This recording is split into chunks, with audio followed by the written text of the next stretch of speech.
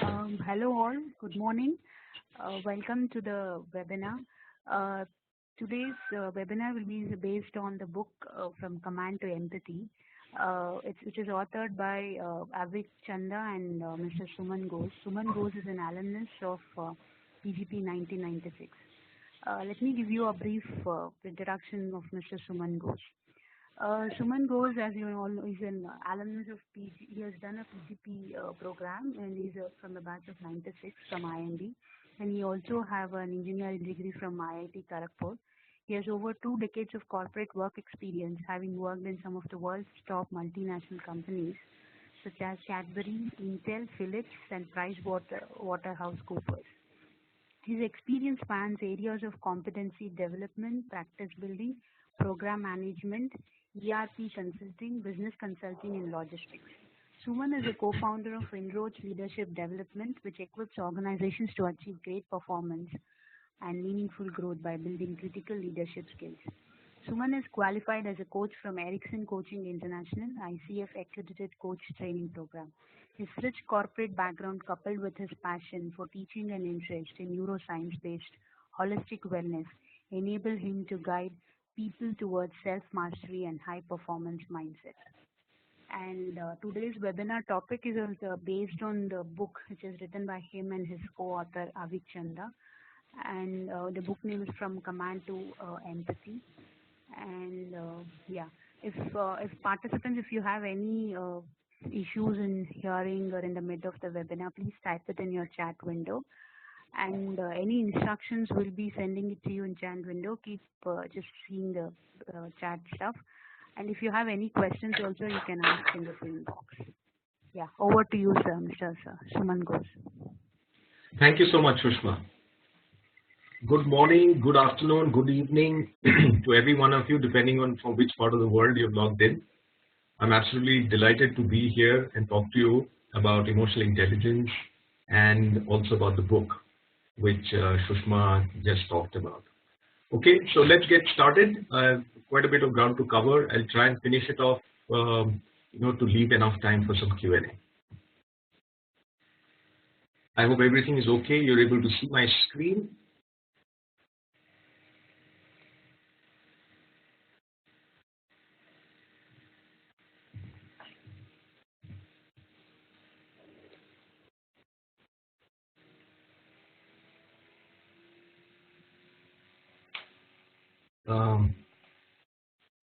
Sorry, yeah, some technical things. Okay, so essentially what I want to cover is to talk a little bit about the introduction, about myself has already been spoken, also a little bit of what I do along with the company that I run. Then we'll jump right into what is emotional intelligence, how important is emotional intelligence, especially in today's context. We'll look at some of the barriers to EQ. And actually we'll focus more time on this rather than how to change EQ, primarily because EQ is still kind of, between IQ and EQ, still the predominant thing is IQ, especially in the Indian context. And so there's a lot of mindset that is at play. So we'll delve into some of those issues. And then I'm going to talk about what is called the states of being. And this is essentially a framework from the book in terms of how we go about changing the emotional state or emotional intelligence. And we'll do a quick Q&A. Little bit about myself. My number, my email ID is right at the bottom. I'd love to hear from each one of you after this workshop of how it went. I'd love to connect with you. Sushma has already given an introduction, so I'll not spend much time here. As she mentioned, I did my undergrad from IIT Kharagpur, then went to IIM Bangalore, had worked with Cadbury's in between. Then I went and joined the LG Group. I was based in their head office in South Korea. That's where I did a lot of management consulting. I was fortunate to work with McKinsey. Came back, got bitten by the technology thing, so I joined PricewaterhouseCoopers. I was doing SAP consulting with them, hands-on SAP consulting. Then my next few jobs, first was digital, which erstwhile was Digital Global Soft, then became part of HP, where I was part of the leadership team for SAP. In Intel, I was doing large program management. In Cognizant, I was in charge of global delivery of all SAP projects for consumer goods. My last job was with Philips, where I was in charge of, where I was responsible for delivery for, again, one of the business divisions based out of the Innovation Campus in Bangalore. I started this company along with two of my ex-colleagues from Philips. We are Inroads Leadership Development. And of course, the book, which has actually taken a lot of my time and energy, but it's really been a great journey. It's the first book that I've written, and again, very different from my background because, as you can see, very left brain, typical IT kind of profile. But I got interested in the human side of management, and that's the reason I started this company, and that's the reason I went on to write this book. Very quickly about our company. So what we are saying is that our main thing is very simple. This is the reason why we exist. We equip organizations to achieve great performance and meaningful growth on critical leadership skills. And the way we do that is through high energy workshops, coaching, and consulting. In terms of the holistic approach, we believe that traditionally the leadership development has been more around the cognitive skills, the more tangible, the so-called hard skills around, which are more driven by functional needs. But we believe that leadership starts with the inner self. So we do programs around the inner self, which is about rested mind, high energy levels. There was a very interesting study done by HBR in which they looked at different traits that are required to be a successful leader. And what they found was very interesting and almost counterintuitive, which is that a successful leader was found to have three main qualities, which is also called CHE, and in the short form of C, H, and E, which is calm, happy, and energized. So that's what the inner self is all about. It's about well-being. Once that is done, then we have the non-cognitive things. So non-cognitive is really more about the intangibles, the mindset, the change, the culture, conflict, communication, trust, all those kind of issues. And I think these issues are getting very important. I'm sure you'll agree. In today's day and age, these issues are actually becoming very important. So that's about the non-cognitive. And of course, around cognitive things like problem solving, decision making, innovation, for instance, delegation, and some of the other cognitive aspects driven by functional needs. Great. With that, let me jump right into the topic. I'm sure all of you already have a notion of EQ, but the thing is, if I go around asking, which I do in our workshops, different people would give different responses to what is really emotional intelligence. So maybe let's spend a few minutes on talking about what is EQ, so we have a clear understanding, a common understanding. At its very basic, simple definition level, EQ is nothing but the ability to identify, manage, and express emotions. Whether for myself, am I able to identify my emotions, I manage them and express them, and also it's about the other person. Am I able to identify somebody else's emotions, not manage, but maybe influence, and of course, be in a situation where the other person is also be in an environment that the other person can also express their emotion. So if we go back to fundamentally, I mean, like you already know, so Daniel Goleman has been the father of EQ, and he came up with a simplistic model of a 2x2, where if you look at on one axis between the self and others, and other axis about knowledge and management. So that gives us 4 quadrants. The first quadrant, and which is where it all starts, is the knowledge part and the self part, so which is really about self-awareness. The next one would be self-management. Once am I aware, am I able to manage myself? That would be self-management. The third would be social awareness, which is more on the other side, but knowledge about others. This is really about empathy. It's about understanding the other person. And the fourth would be relationship management, which is about others and the management, which is also social skills. Let's look quickly into each one of them. So what is self-awareness? I think it all starts with self-awareness. It involves a genuine and a deep understanding of one's strengths, weaknesses, needs, drives, emotions. And this actually takes a lot of work to build. For instance, if I ask someone, what is your strength and weakness? And this is the kind of question we typically get in an interview, and we often end up saying things like, oh, my strength is hardworking or what have you. But those are, those are very simplistic responses, but very few people actually have a very deep understanding of what their strengths and weaknesses are. But once they get that actually opens up a huge area, because self-awareness makes them self-realistic. They're more willing to learn. It enhances our humility because we know what our areas of improvement are. And more importantly, as a leader, ability to work on constructive criticism. Once we have built that, then we get into self-management. So people with higher self-management skills, they feel the bad moods and the emotional impulses just as everyone else, but they're able to control them better. It's about the control part. It's about the management part. It's about impulse control. It helps them to better cope with ambiguity and change, to be able to say no to impulses that can end up harming us.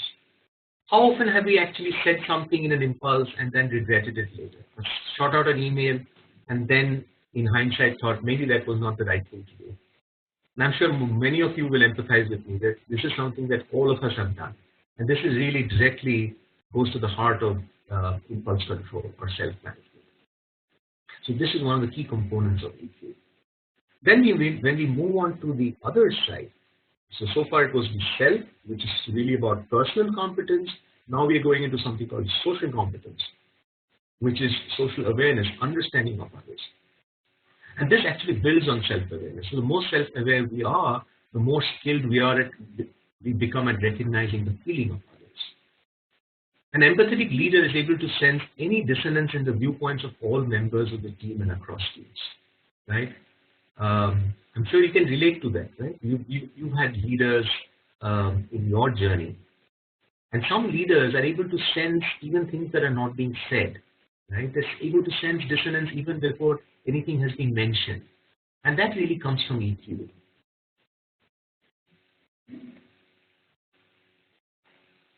And the last one is about social skills. So advanced social skills are a cumulative effect of the other dimensions of EQ.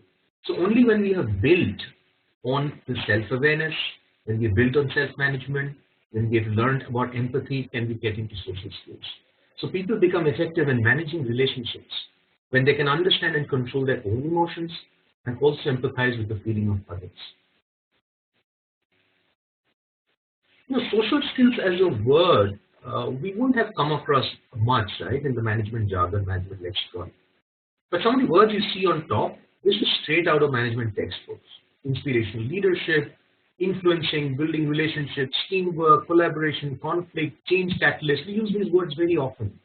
But all of these words actually are the foundation of all of this is social skills. Without social skills, we cannot develop on any of these.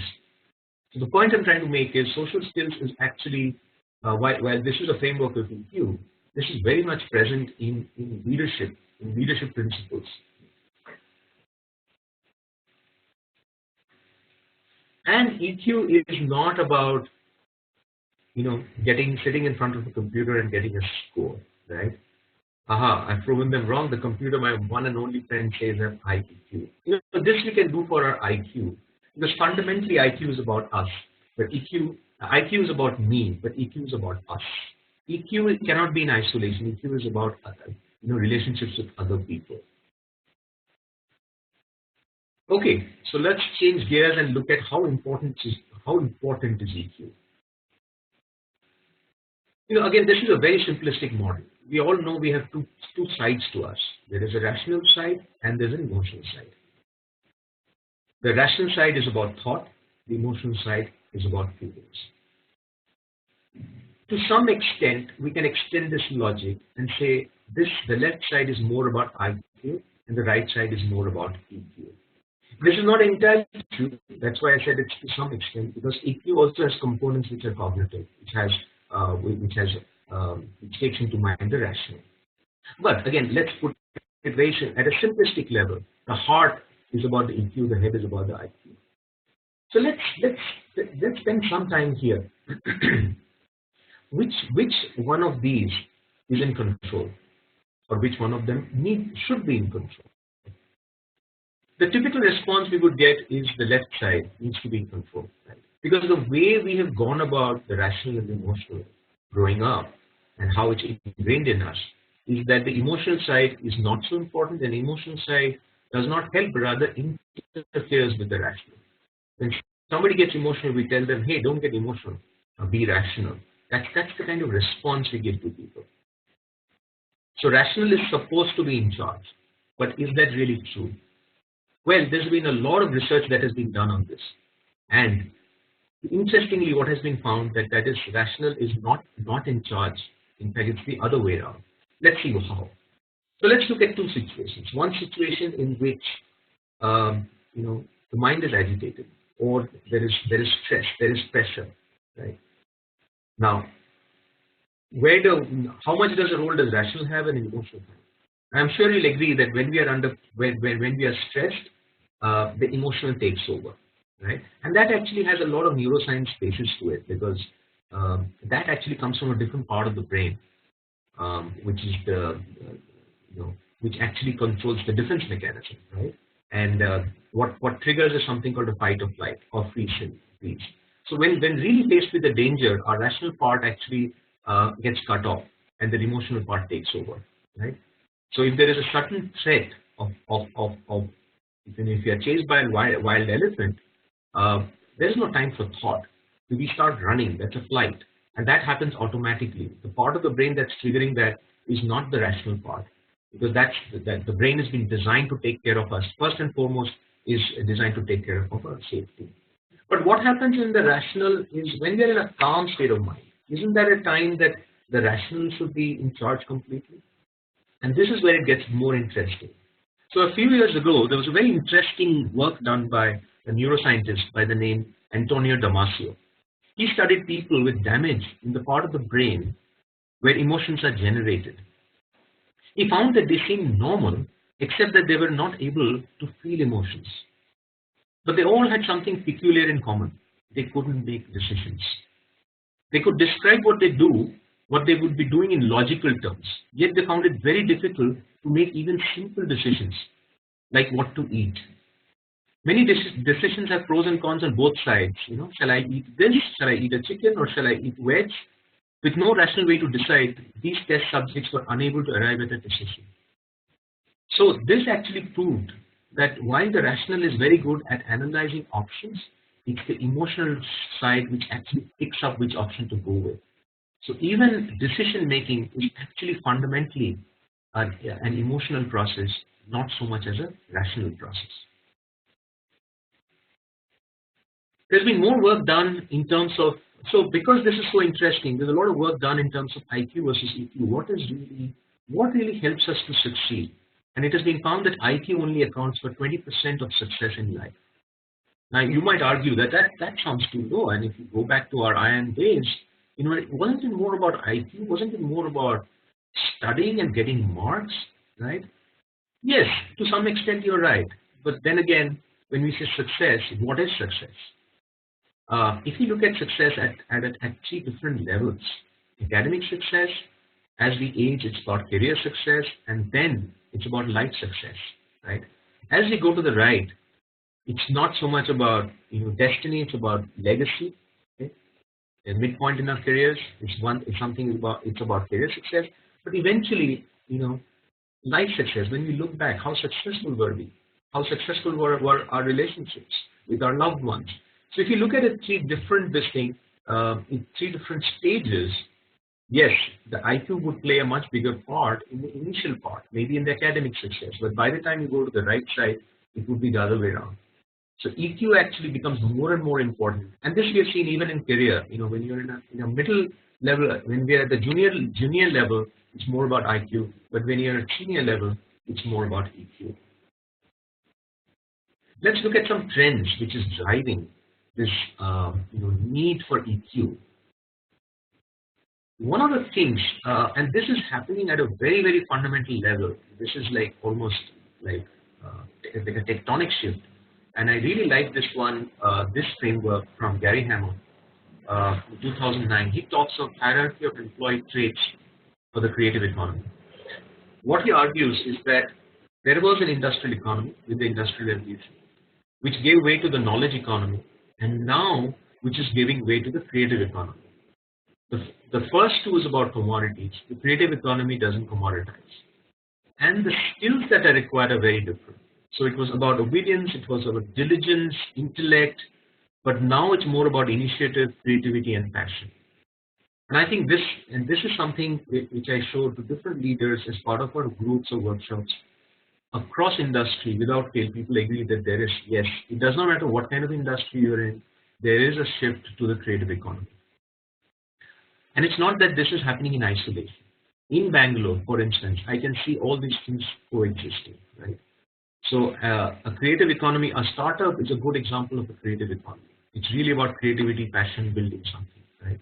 As opposed to a large company which could have components of each one of them. So this is the one fundamental shift that's happening. What are some of the global trends that's driving this? There are many global trends, and we won't have time to get into each one of them. But let me talk about some of them at a high level. First is social media. Okay, and this I think is causing a huge amount of change. It's no longer about just profits. It's about how you do business. Companies need to be ethical. We're hearing a lot about sustainable. We're talking of humane management. And the point is, if something happens anywhere in the globe, immediately thanks to social media, people come to know about it in real time. And which is what is driving this trend towards not just profits, but also looking at sustainable, ethical, and humane side of management. Globalization is a given. Company culture playing a very important role. Cultural sensitivity, how sensitive are we to other cultures? Changing customer needs. This we are seeing across the board. Okay? And that is why there's a need for innovation. There is user empathy, design thinking, for instance. We do work on design thinking. There is a lot of user empathy. It all starts with user empathy. It's kind of changed the entire notion of how we go about building a product. So first we need to understand, empathize with the user and understand the requirements, which is all about changing customer needs. And today's customers are very demanding and it's constantly changing. So this is the other driver. Demographics, millennials. Millennials think differently. Millennials' needs are different. And today, I think globally 50% of workforce are millennials. And that's happening more and more in India as well. So how do we integrate? How do these so-called old-timers integrate with the millennials? And that's where the EQ comes in. And of course, competition, understanding strengths at an individual level and a company level, which is what is driving the need for EQ. Let's get into an organization. On the left, what you see is a traditional organization. And these are, again, traditional terms right out of leadership, management textbooks. Roles, action, responsibility, structure, power. We've all learned about this. But let's see what's happening in an emerging organization.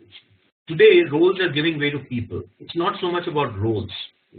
Companies are saying roles is fine, but if I get a right person, they fit the person, they create a role for that person instead of it being the other way around. It was action, but now it's more about interaction. Responsibility is changing to ownership. Responsibility is given, ownership is taken. Very big shift. Structure is now becoming more loosely coupled. It's really more about connection. Power is actually giving way to energy. The traditional mode of power, command and control, is actually giving way to bottom up, which is driven more by energy.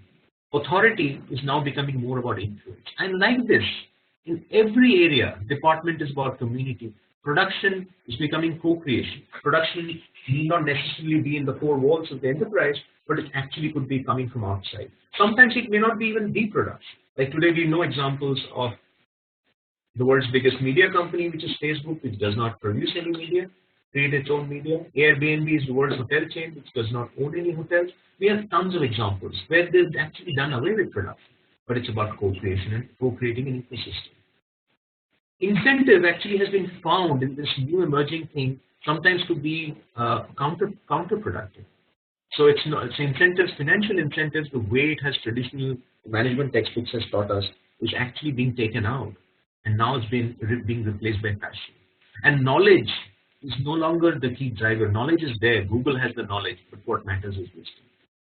So the point I'm trying to make is, if you look at all the words on the right side, the words itself tell us something. Energy, influence, people, passion, wisdom, these are all about people.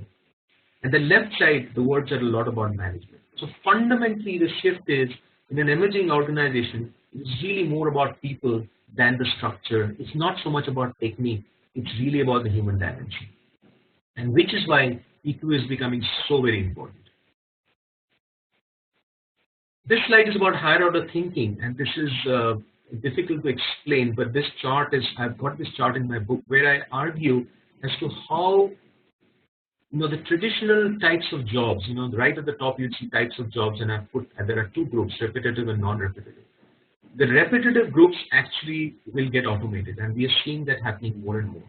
Only the non-repetitive jobs will remain, and those become multidimensional, and they are complex in nature, which requires higher order thinking.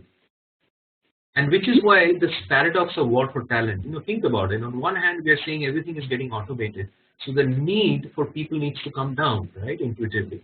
But what's happening, the war for talent is only hotting up. How is that possible? How is it that on one hand, jobs are coming down thanks to automation? On the other hand, the need for people is going up. And the only reason why that is happening is the need for people for higher order thinking, which a computer or a system cannot replace, is actually going up. And that is really to do with EQ. What are the barriers to EQ? Okay, so we've talked a lot about how EQ is important. Let's look at some of the barriers. One of the key barriers to EQ, and I think this has got kind of completely ingrained in our psyche, and this comes from one of the leadership principles. I think it was Drucker who first said it a couple of I think decades ago. He said, if you can't measure it, you can't improve it. Okay. Now I think this is really all pervasive in our thinking, and which is why EQ, which talks more about the intangibles, has really has got a second place, has really not been given that level of importance, because we have talked of intangibles which cannot be measured. There was a very interesting HBR article. It's one of the classic HBR articles. It's called The Human Side of Management by Thomas Steele. And he makes some very interesting points. I'll just read out a few things that he says in this article. The management sciences, statistics, data analysis, productivity, financial control, service delivery are things we almost take for granted these days. These are subjects we know how to teach. But we are still in the dark ages when it comes to teaching people how to behave like great managers, somehow instilling in them capacities such as courage and integrity that can't be taught. Perhaps as a consequence, we've developed a tendency to downplay the importance of the human element in managing. And then he goes on to say, it's a very beautiful article, and he goes on to make a very important, hard-hitting statement. He says, managing is not a series of mechanical tasks, but a set of human interactions. And leaders who understand that are the ones who really succeed. And if you really think about it, in EQ, what are we talking about? We're talking about relationships. We're talking about empathy. Most of these cannot be measured in the traditional way. There's no scientific way of measuring how good my relationship is with somebody, or empathy, or compassion, or confidence, or trust, or perseverance, or drive, or initiative. I'm sure you all agree that these are absolutely important, absolutely necessary for great leadership. But when it comes to measurement, no, because they're intangible. And probably this is the reason why this is one of the biggest barriers of EQ, and that is continuing, I think, but the world has changed, and it's important we move towards the EQ side. The other big barrier is something what is called automatic behaviors. Now, if I ask you, do you remember when you brushed your teeth this morning? Chances are no. Or when you put on your shoelaces, when you were getting up and getting ready to go to work. These are something that the brain does automatically. The brain is a very complex machine, and what it does is anything that's repetitive, it realizes that this is something that is happening over and over again, and it does not make sense to actually use our brain to do these tasks, right? So it stores it almost like a computer has a stored procedure into one part of the brain, into a different part of the brain, and pulls it when necessary. And these are automatic behaviors. This even be extended to when we are driving. Come to think of it, yes, when we're driving from home to office, 80% of what we're doing is automatic. Yes, of course, if you're looking at the roads, you're looking at the traffic signals, so all of that is in the conscious mind. But 80 to 90% of what we are doing, whether it's changing gears or just driving the car, is automatic. And why this is a barrier is that it moves us into something called non-conscious and automatic, which really is about mindlessness. And what we are saying, we need to be mindful in what we do when it comes to EQ. Research has found that 95% of all our decisions on a day-to-day basis are non-conscious and automatic. Only 5% are conscious and self-regulated. So we're really creatures of habit more than anything else. So the question is, what can we do about it? And this is a big area, and again, given the time, I won't be able to touch upon a lot of this, but just wanted to give you a flavor of it. So I have actually come up with 4 key frameworks in the book, or 4 states of being, and I call it. I'm saying it's you need to be mindful, you need to be realistic, you need to be reflective, and be empathetic. And these are the states of being that's going to help us to grow our EQ. Let's look at each one of them in brief. First is about being mindful. The problem is the body and the mind, right? And we know a lot about this, right? I mean, we are always thinking, our mind is constantly wandering. There's also a nice term for it, it's called the monkey mind, right? So when we are driving to work, we are focusing on what meetings we have. When we are in the meeting, we're thinking of what IT returns to give and what the project deadline is. Quite often we find ourselves doing something which is different, thinking something which is different from what we are doing. And this actually runs counter to mindfulness. Mindfulness is when we are thinking and doing the same thing. Research has shown that 47% of the time we are thinking and doing 2 different things. And this is actually, and there are very interesting stories around this. In fact, I've talked about them in the book as to how lack of mindfulness can create havoc in our relationships. So what we need to do is settle the mind. One of the things that has been found, which was to be extremely good for settling the mind, is meditation, right? And again, one can argue that this is more on the spiritual side, right? There's nothing religious about it, but this is spiritual. And I'm personally a convert. I was a typical left brain, and there's been a lot of scientific underpinning to this. One of the key things which is scientific underpinning, which is really very powerful, is the EEG. The EEG is a brain wave, is a wave from the brain which the brain emits, which is the encephalogram, which is similar to what we do for an ECG for the heart, right? So the brain emits waves depending on what state of mind we are in. So these are the different states that you see here: gamma, beta, alpha, theta, and delta. Our most normal waking state is the beta state, which is the second from the top. The alpha state, which is the more calm, relaxed state, is typically when it happens to most of us at 2 times of the day, when we are waking up and just when we are going to sleep. That sense of calm that we get right after we wake up for some time and right before we fall off to sleep is the alpha state. Research has shown when people meditate, they actually get into the alpha state. And the light sleep, which is the theta state, people with deep meditation actually reach that theta state. What that actually means, this is an amazing discovery. What it actually means is people who meditate, who are good at meditation, somebody who's into deep meditation is actually able to achieve the benefits what a person who's sleeping is, right? It's almost similar to light sleep, right?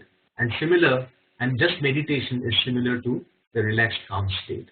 And this has huge bearings for all of us. So if I'm not sure how many of you have tried meditation or are regular meditators. I would strongly urge you to start meditating. And again, I talked about demystifying it. It doesn't have to be complex. It could be as simple as 5 to 10 minutes in a day, but the rewards are amazing. And I can speak for myself because I've been a convert myself. Being realistic. Being realistic is more is more cognitive. Okay? But why is realistic important? Right?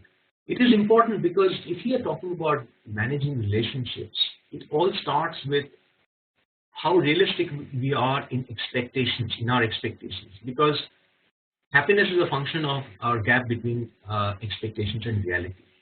So if I'm not realistic with the other person, then that's the start of problems, right? And there are many things that prevent us from actually being realistic. And one of the key things is something that is called a confirmation bias. And we all have that. We look for information that supports our existing beliefs and rejects data that go against what we believe. And this ties back to that rational versus emotional, right? The heart versus the head. While we feel we are taking rational decisions, often the emotional decisions are, the emotions are taking the decisions, and the rational only tries to rationalize what has already been decided. And there's a whole bunch of study around this as well. There is one study in which they have found that when we take an interview, often in the first 5 to 10 minutes, we decide whether to hire the candidate. And the rest 30 minutes, the rational mind actually tries to rationalize why the decision we have taken is the right decision. So like that, there's a whole bunch of examples which shows, and this is directly lead to confirmation bias, which shows that the emotions actually take a decision and the rational part only rationalizes it, which is also scary, which also means that it's a pre-decided thing. So we have to be very careful, and bias by its very definition is not something that can be eliminated. We all have biases. The only thing we can do is being aware of them so that we can avoid it. Let me ask you a question. Do you drive? So chances are if you do, my next question would be, are you better than an average driver? And try this with your friends. If it was a statistic, if you got a response which is statistically correct, you would assume only half of your friends would actually say that they were better than average, right? Because average is the mid-mark. But what you will find when you do that, you will find that it's very, very different. And this is something what psychologists call the overconfidence bias. They did that survey, that study, and studies after studies have shown that the numbers are as high as 80 to 90%. We all feel that we are way better than average, and that gives us something called an overconfidence bias. And when we are overconfident, so if I'm giving a job to somebody, to my team member, if I have an overconfidence bias, chances are I'm setting the wrong expectation. And that is why need to be realistic is extremely important. Being reflective. Now, there is action and there is reflection. Interestingly, most of our learnings come from reflection rather than action, right? But reflection also has some basic prerequisites. There is a very nice saying that says we cannot see our reflection in running water. It is only in still water that we can see. So it also means that in order to reflect, we need to have a calm mind. And that goes back to the rested mind, the inner self that I talked about.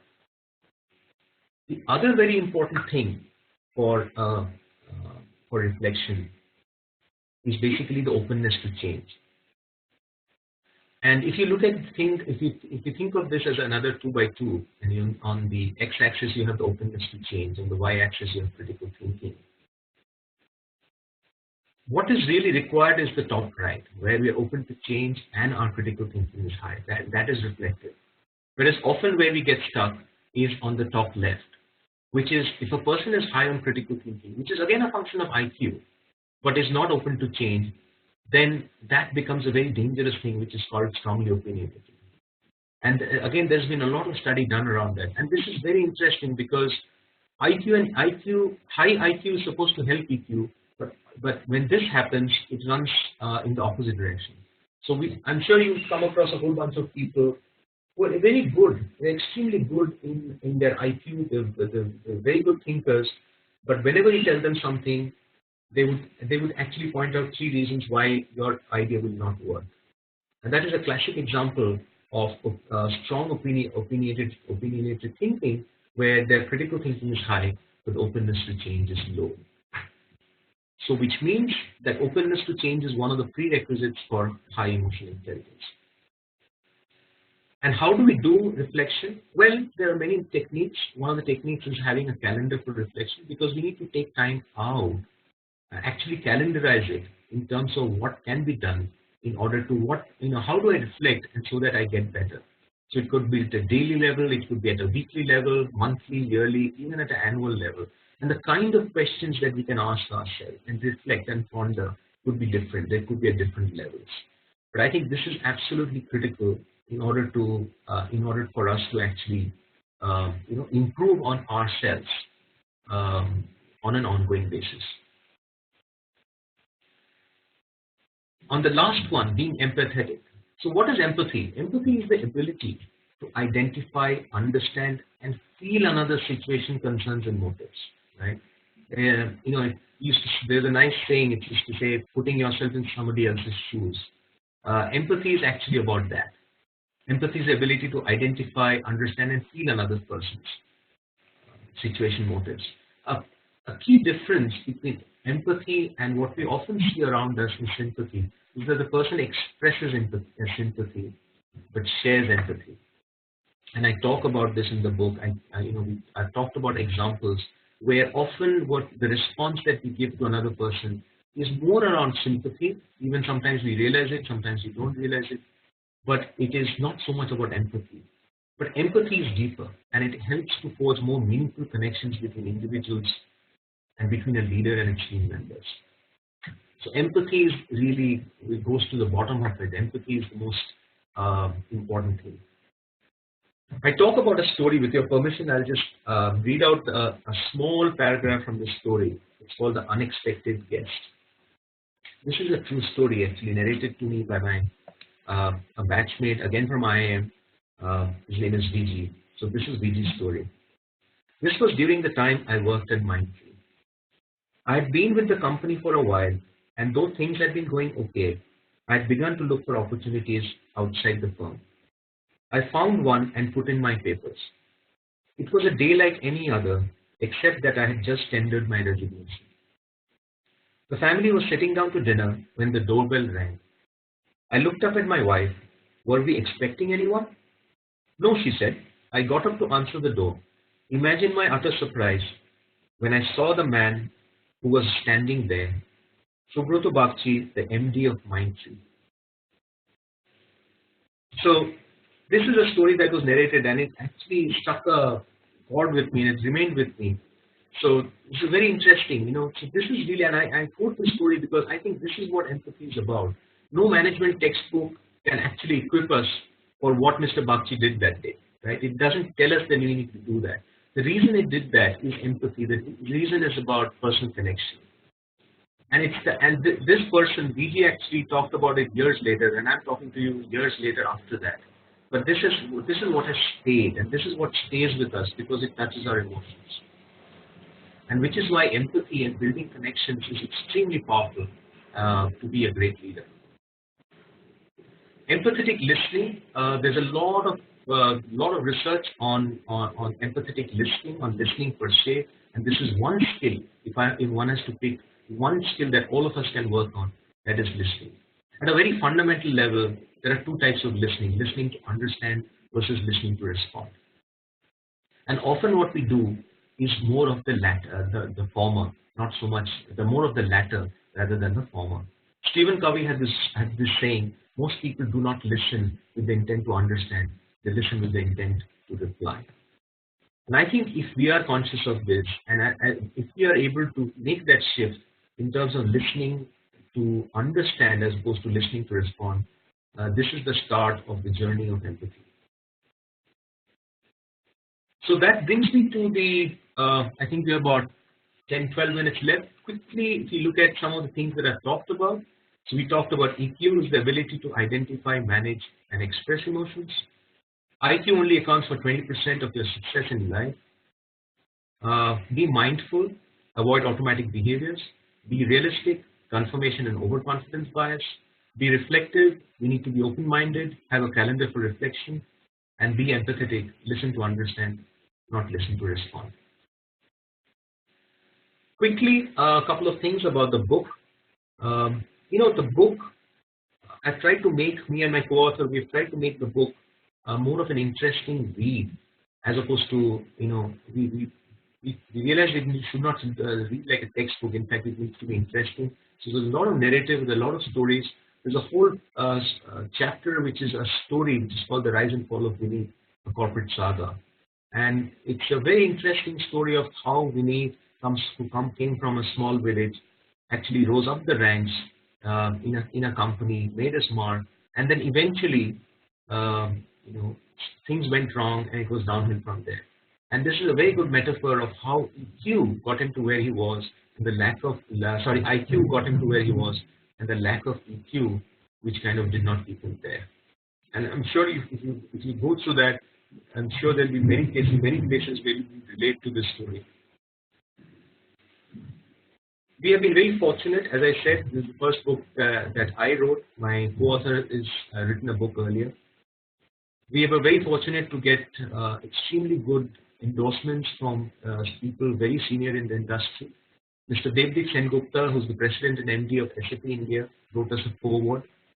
He's written a 2-page foreword, which I thought was absolutely amazing. He has, I think, captured the essence of what companies are going through today in just those 2 pages. Mr. Manish Sabharwal, who's a board member of the Reserve Bank of India and the CEO of TeamLeads, he talks about how command to empathy is essentially leading for employees and leaders. Harish Hande, chairman of Selco India, Hitesh, who's the CEO of Naukri. So like that, we have some very eminent people who have actually read the book and really like the book. And my request to you is, if you are interested, and I'm assuming the reason why you're in this talk is that you are interested in this topic, I'd be very happy if you pick up a copy of the book, do read it, connect with me, tell me how you liked it, and if you really liked it, do give us feedback on Amazon. Okay, so that's the link to Amazon. With that, I come to the close of my session. We have about 10 minutes left, so I'll be happy to take any questions.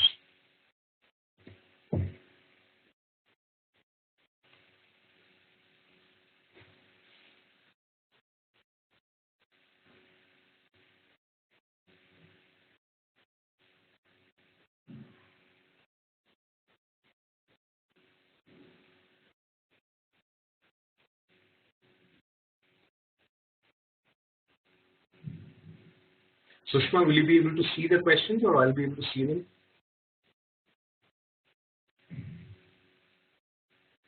So you can see in your chat box, actually. One person just asked, will you be sharing the slides? Oh yes, definitely. I'll be sharing the slides. So you can see in your chat. I you can just see. click on that. Yeah. Okay.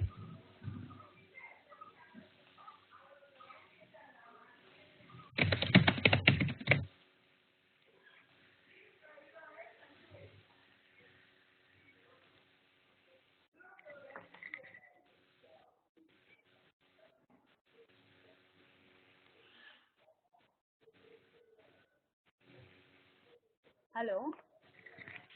So there is one question you saw. Are you able to see? Could you please elaborate on how overconfidence bias?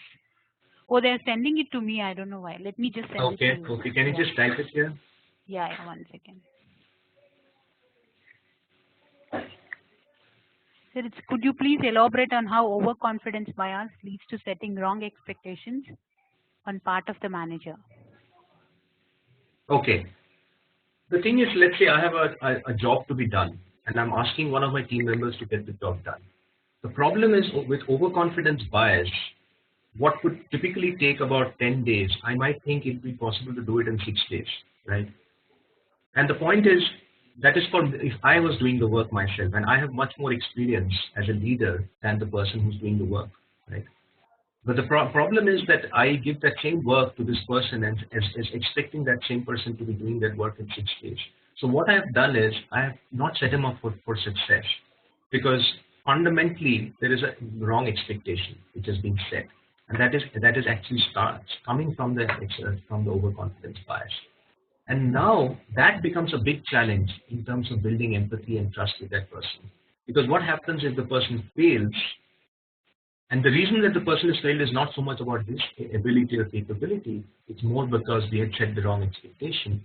And because if the person fails, it does not build on empathy, and it takes away trust going forward.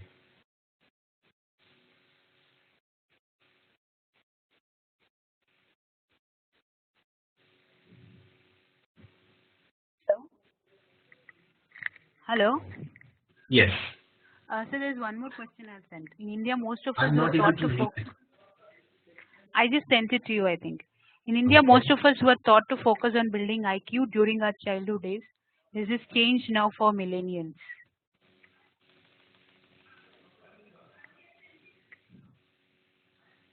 I'm sorry, I'm just taking a little bit, I'm just reading here.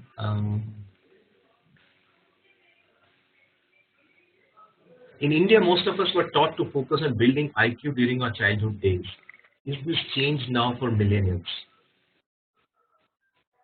Well, I think when it comes to building IQ, and it's a lot to do with our education system, my feeling is that nothing much has changed there.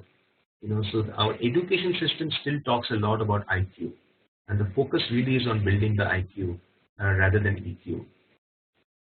So to that extent, I think it's no different. But how it's different for millennials is that millennials today, given the fact that they think differently, there are a lot more opportunities out there. They've also seen some of the futility with the previous generation. Is that they are not willing to work just because of higher pay, as long as what the company is trying to do, what they're trying to do, aligns with what their personal goals are, with their value systems are. And which is why that purpose is becoming so important to organizations. Management would be responsible to answer as to what is it that they're doing, what is the purpose, what is the, how is it helping people, right? It's as I said earlier, it is no longer about profits. There's other things about the focus on planet, the focus on sustainability, human treatment of people. All those become very important, and which is why EQ gains prominence. And leadership needs to have that EQ in order to make sure that there's good integration between the old timers and the millennials.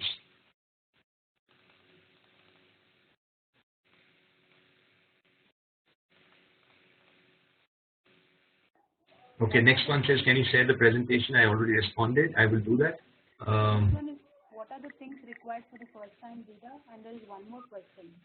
Today, working culture is multinational. It is largely driven by headquarters culture and the senior management. For example, if it is French, it is more hierarchy and power. How do we manage in such a culture?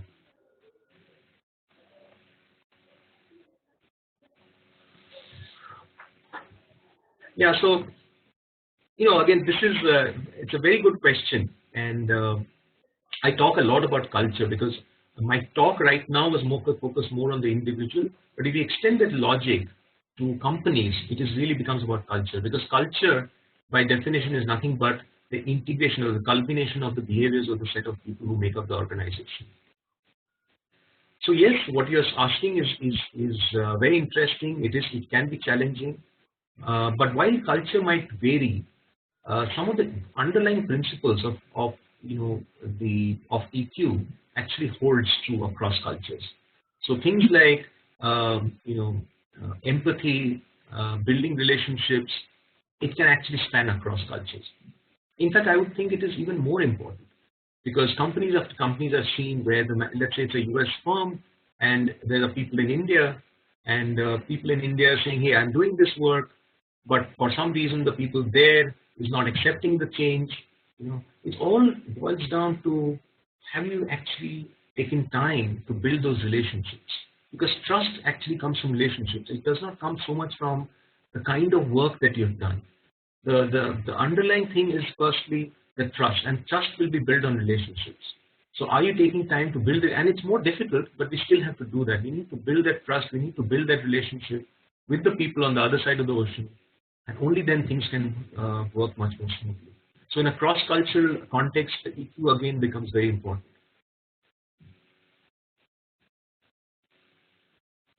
Hello. Yeah. So there's one more question which I just sent it to you. It's like, What is one second? How EQ works differently for men and women? Who has better ability to embrace EQ? Okay. Again, very interesting question. Frankly, I have not done much work on the gender difference between in EQ in the book, but during my research on the book, a lot of interesting things came out. Fundamentally, women are seen to have better EQ, but in the workplace, women are also seen to actually you know try to work more like the standard the other leaders who are often more men than women, right? And that actually goes to the core of the issue, which is a caring relationship or a caring management can often be seen as a weak management, and that is where actually one of the big barriers of EQ is that. So in fact, people walk up to me and say, you know what, I do what you're telling me to do, and I have good relationships, but but unless I have this command and control, people don't see me as strong. People see me as weak, and and that's again a mindset in my mind, because EQ does not mean compromise. EQ does not mean you don't get the work done. EQ is just a way of how we get the work done. It's the way how we speak, how we build that communication channel. It's getting to know the person better. So I don't know if I've answered your question, but yes, EQ, women are known to have better EQ, and to that extent, they are placed better in today's time and today's context to bring in more empathetic management in organizations. As long as they work on their EQ and able to bring that out positively, instead of trying to toe the line and become like other leaders and trying to kind of suppress their EQ.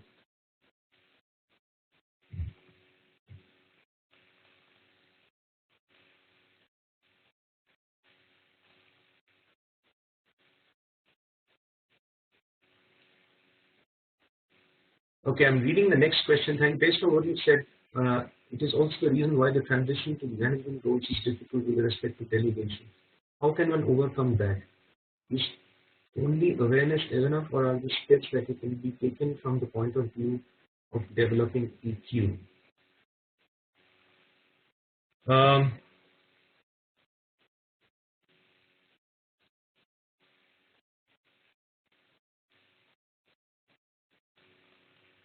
From Suraj, I'm not very sure I understand the question fully.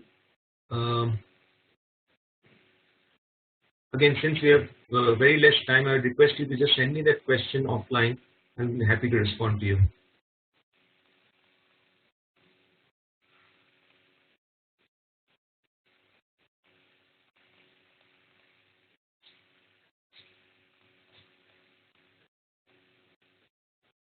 Sushma, can you just help me with the questions? I'm not able to go through them very quickly. Yes, sir. There was one more question related to millennials only. Do you believe Indians' ability to embrace EQ and handling the millennials will give a competitive edge versus countries like China, South Korea, command culture? Hello?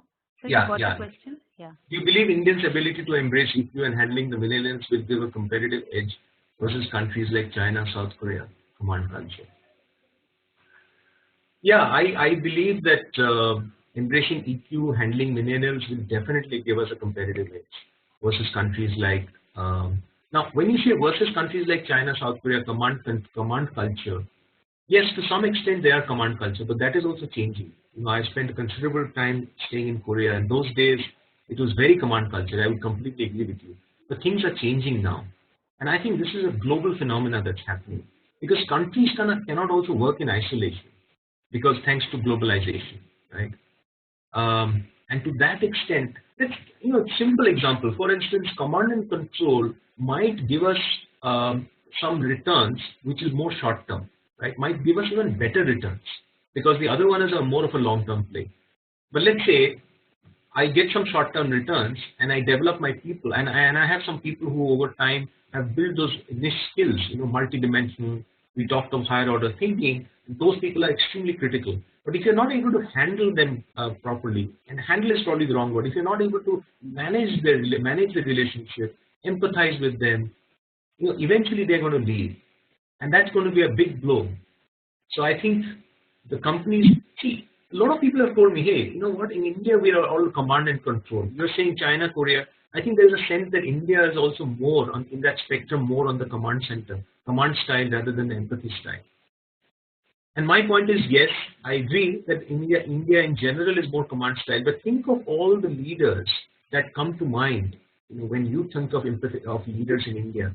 And chances are the leaders which will pop up in your mind are people who have shown empathy, not the people who are known for their command culture. And the reason they have have gone to that level of where they are is, one, they're visionaries and they're extremely good with people. I gave an example of Subrata Bakshi. There are tons of examples in the Indian context who have over time, stayed stayed over long periods of time, been able to change, transform companies, transform cultures. They are always empathetic leaders.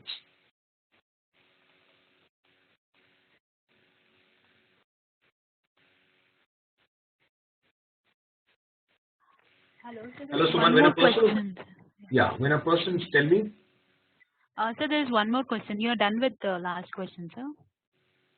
There was one more question. When a person who highlights flaws in organization culture be labeled as a person with poor EQ, your thoughts? I mean, people, instead of fixing flaws, instead criticizing people as low EQ.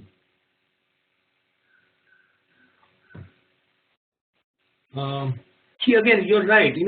This EQ has become a bad word sometimes. We just use it to use it to cover our mistakes, right? So imagine if somebody is actually highlighting flaws, why should it be called low on EQ? Because I don't think there is a link there. But the reason it can happen is that EQ is used as an umbrella term for something that is not well understood.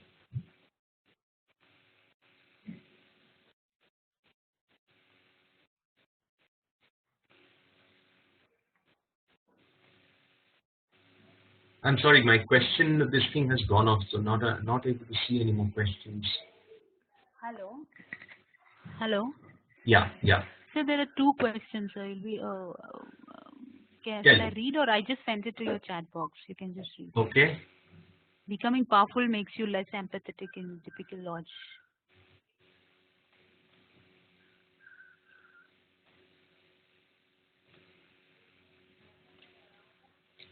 I'm sorry, I'm not still trying to figure out where it is.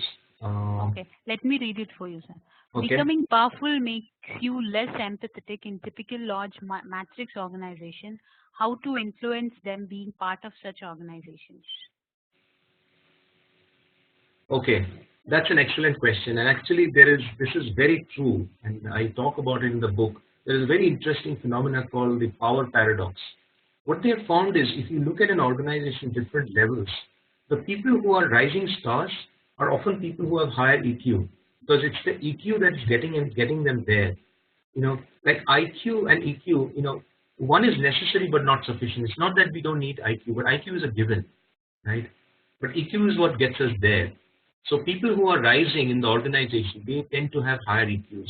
But what they found, very interestingly, often the people who are right at the top are the ones who have low EQ, low empathy. And that is a paradox. That's why it's called the power paradox. Because the very traits that got them to the top, they seem to be missing once they're there. It's very interesting. And we see leaders like that all over. Who, once they get to the top, there is a certain level of entitlement that comes in.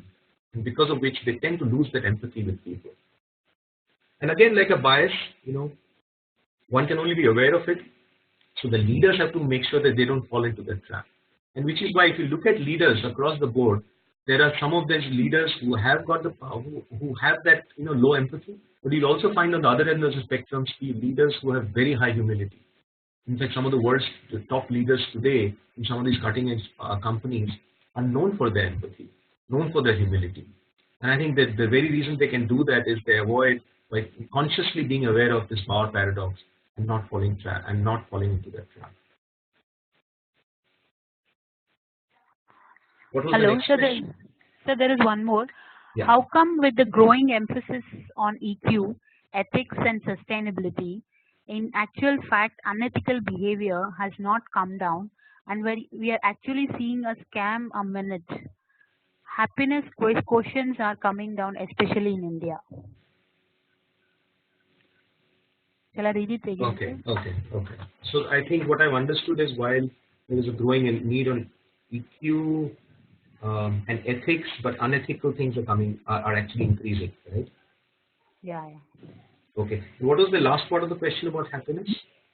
Happiness quotients are coming down, especially in India. We are actually seeing a scam in every time. So that's why happiness quotients are coming down, especially in India. Okay.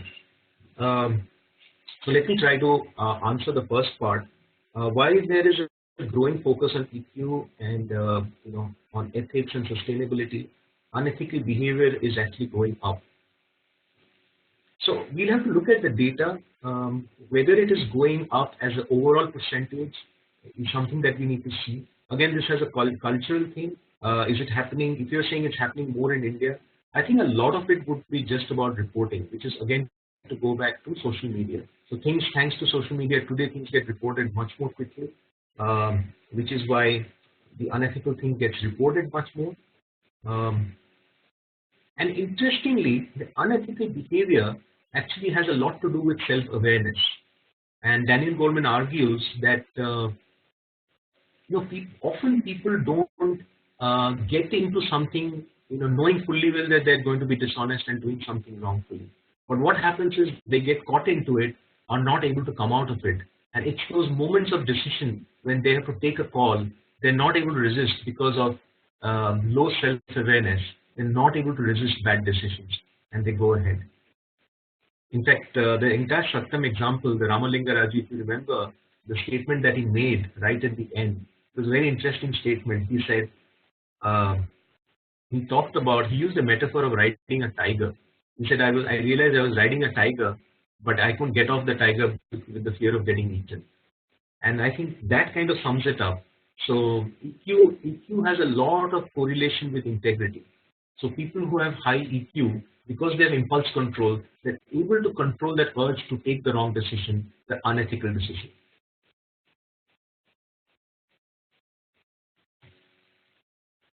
I hope I've been able to at least partially answer that question. Do we have any more questions? Please type. If you have any more questions, please type in chat window. We'll be closing the session in another few minutes.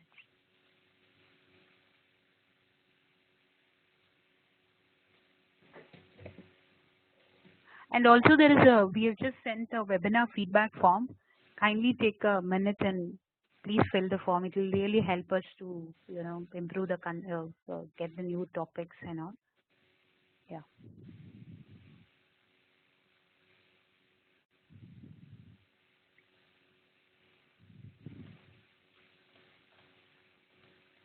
Okay, so before we close, once again, thank you so much for taking time out on a weekend to attend this talk. I hope you enjoyed it. And as I said earlier, do reach out to me. I would love to connect with each one of you. Thank you once again. Hello.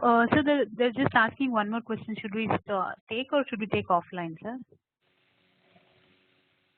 You tell me. I'm okay to go on for one more question. They just asked what type of meditation do you practice? So again, I would not like to give a one word response here. And again, as I said, I've tried to demystify the meditation part. What I talk about is mindful meditation, connected to being mindful. And I've used a metaphor of creating your own pitch stops.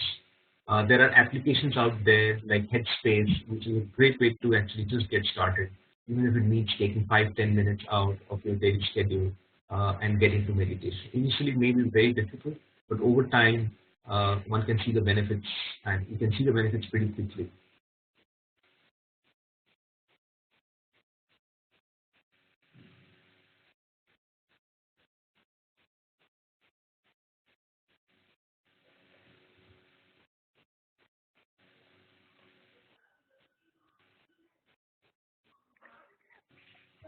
Yes, I think we are not having any more questions, I think. Okay, great. There are no questions. Yeah, you can just Okay then, we'll close the call. Thank you again. Yeah, thank you, sir. Thank you on behalf of Alumni Office. Thank you for taking your time and giving us a wonderful session. All our participants, actually, I can see the questions and even the responses. So they all liked your session. It was a wonderful one. So yeah, thank you once again. Thanks a lot, sir. Yeah, from our my pleasure. Thank you. Yeah, thank you, sir.